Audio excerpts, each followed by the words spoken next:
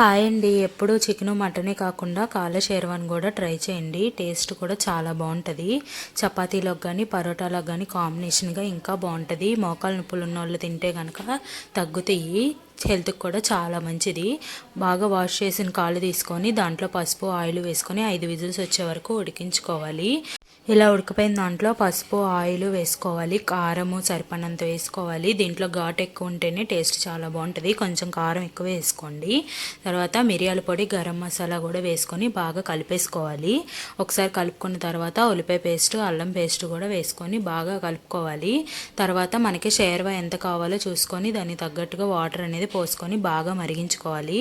ఈ షేర్వా ఎంత మరిగితే అంత టేస్ట్ బాగుంటుంది. తర్వాత ఒక గుప్పెడంత కొత్తిమీర తీసుకొని వేసేసుకొని ఇంకొక 5 నిమిషాలు మరిగించుకోవాలి. మనం కుక్కర్లో ఉడికించాం కాబట్టి బాగా తొందరగా ఉడికిపోయిద్ది. టేస్ట్ మట్టికి చాలా బాగుంటుంది. ఒకసారి ట్రై చేయండి.